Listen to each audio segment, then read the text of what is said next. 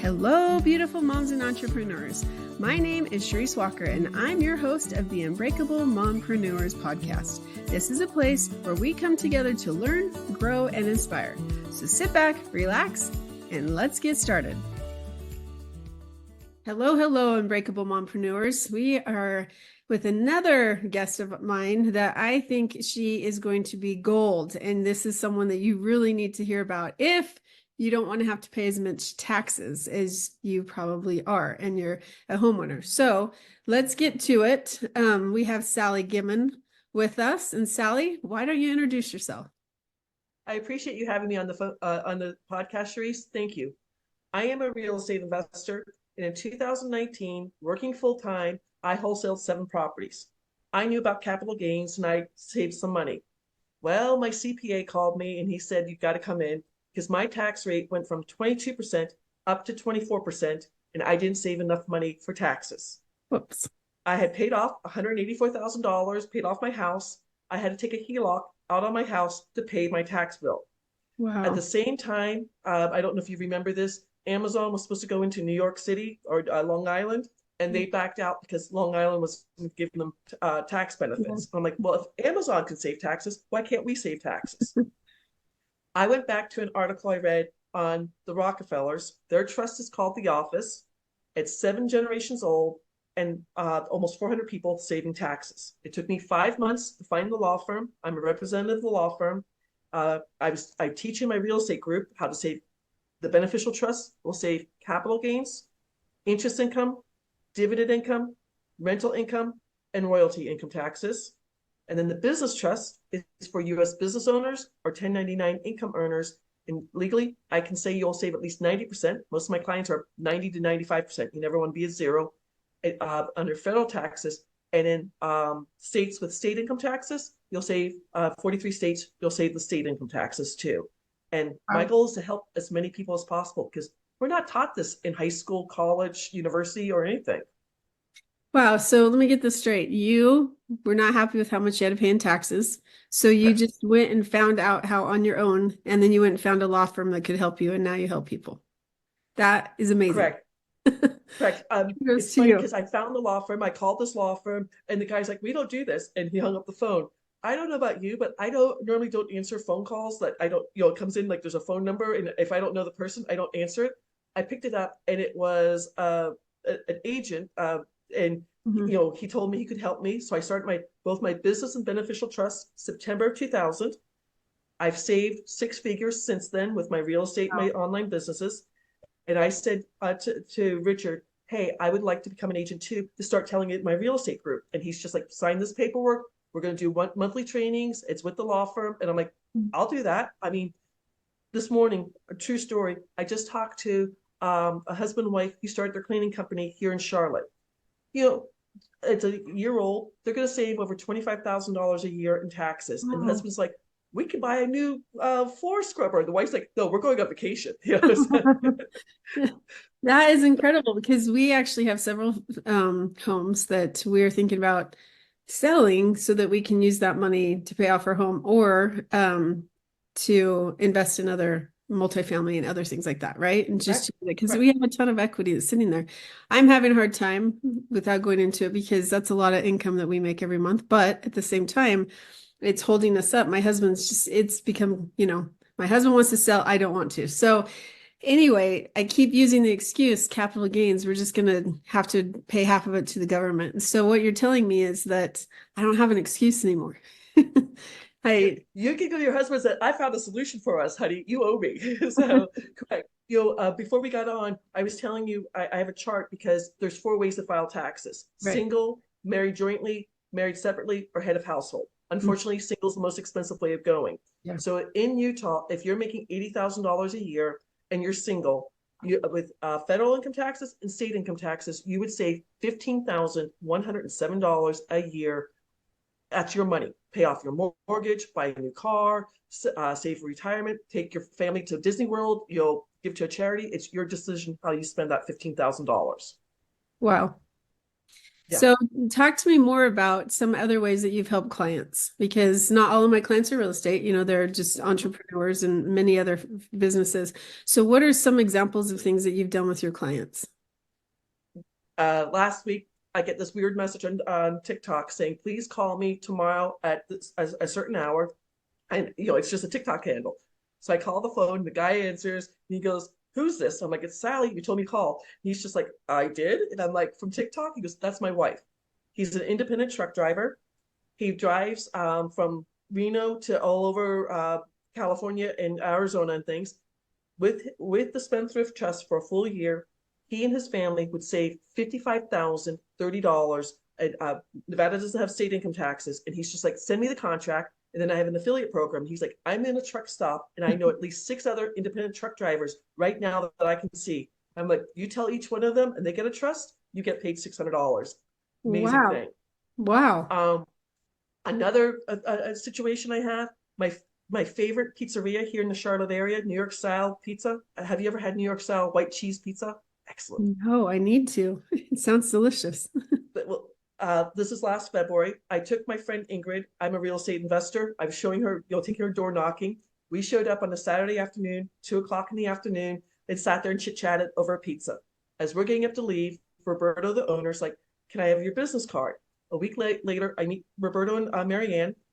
They have 2 pizzerias. They're making about $15,000 a month, $180,000 a year, saving them federal income taxes and state income taxes. We're saving them over $31,000 a year. And they just Wow. opened a 3rd location for 2024, and they're going to open a 4th location in 2025.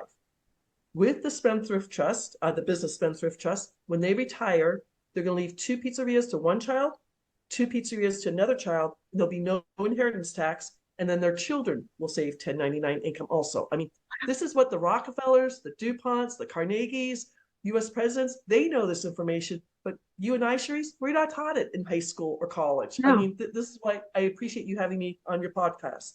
Well, I was excited because first of all, for real estate investing, I mean, we speak the same language, but I think Correct. it's for any business owner. And I think that's the thing is, my husband's now, I retired him, but he decided he hated real estate. So he went back to his job and he makes good money. And I look at how much is taken out in taxes every month. I'm like, dang, how can we Can I change ask the question? Is he a W-2 employee or is he a Yes. 1099 employee? No, he's W-2.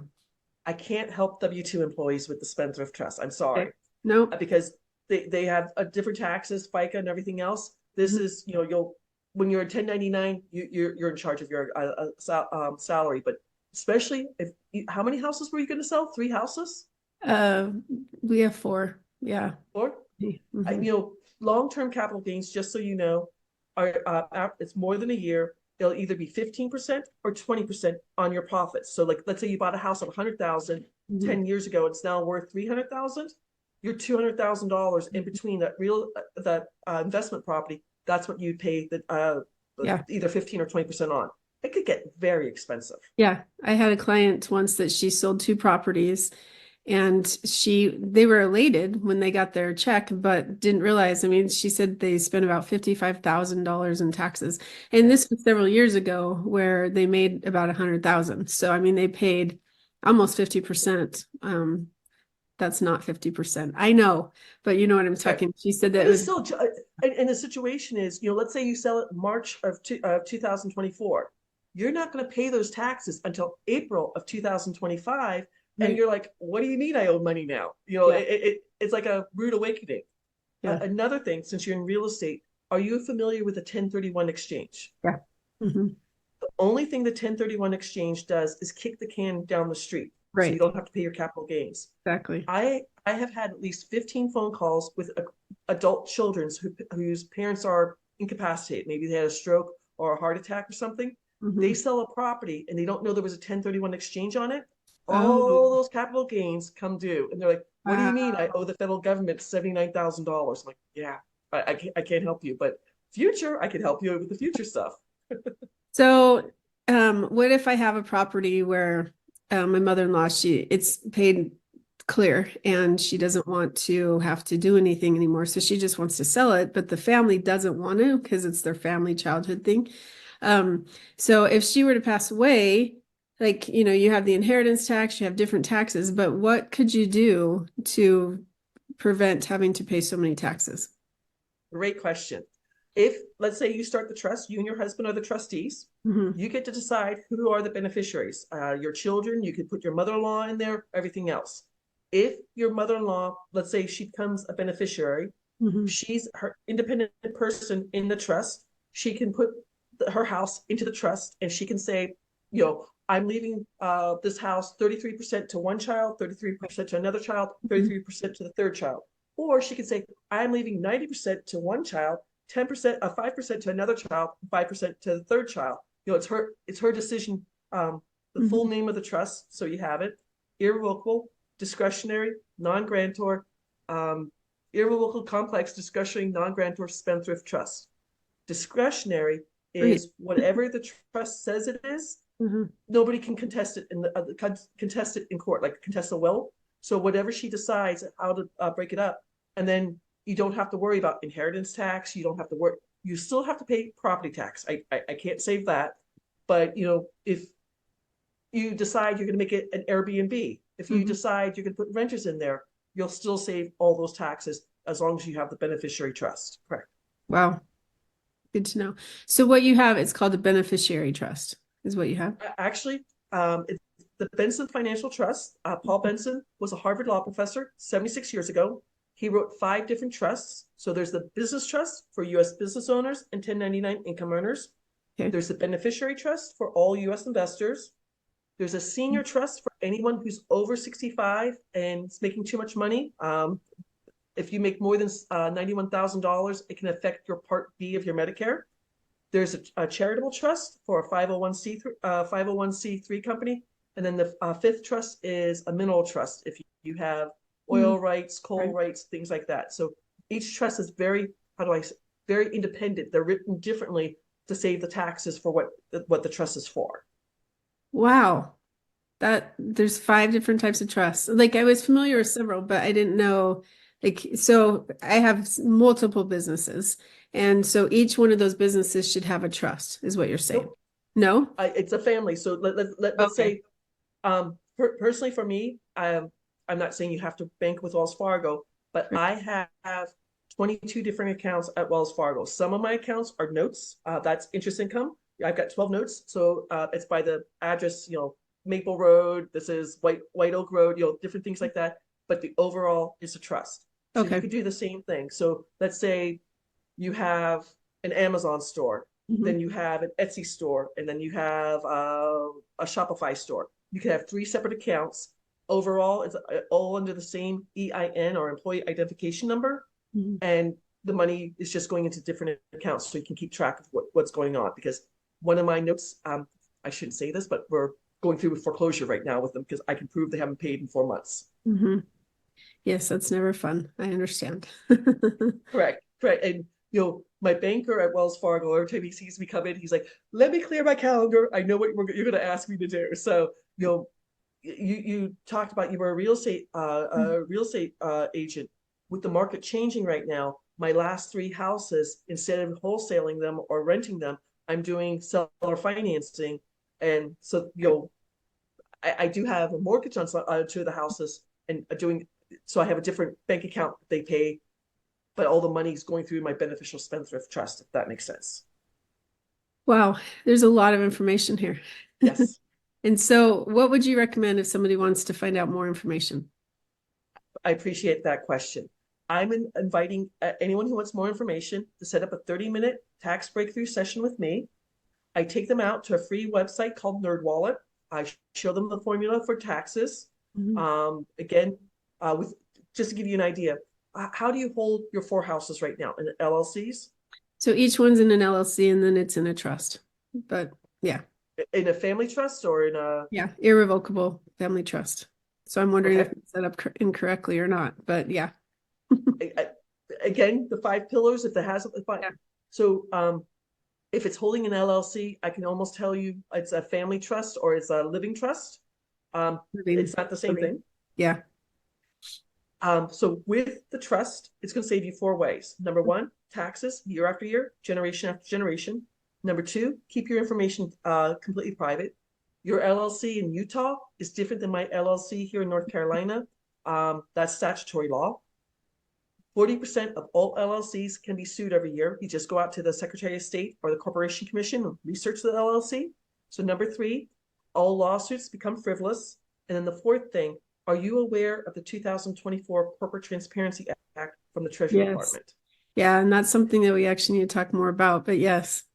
Well, with the Benson Financial Trust, if you are in the trust and shut down your 4 LLCs, you're exempt from doing that paperwork. I'm not anti-government, but if I were a hacker, I would hack the Treasury Department. I mean, there's a lot of information they're asking for. So, correct. Yeah. And, you know, with the trust, 97% of trusts out there, which are the family trust or the living trust, they dissolve when the person passes away. My mom and dad had this kind of trust. Susie Orman talks about it on TV. This is not your mom and dad's trust. This is what the Rockefellers, the DuPonts, the Carnegies, when our tax code went into effect back in February of 1913, they made sure they could save taxes. So it'll go from generation to generation. So not wishing you and your husband ill will, but you can leave the money to your grandchildren, your great-grandchildren. You can decide who's a beneficiary and then who's not a beneficiary. You're completely in control of your personal trust. Wow, that's amazing. I'm going to have you on again because there's a lot of information.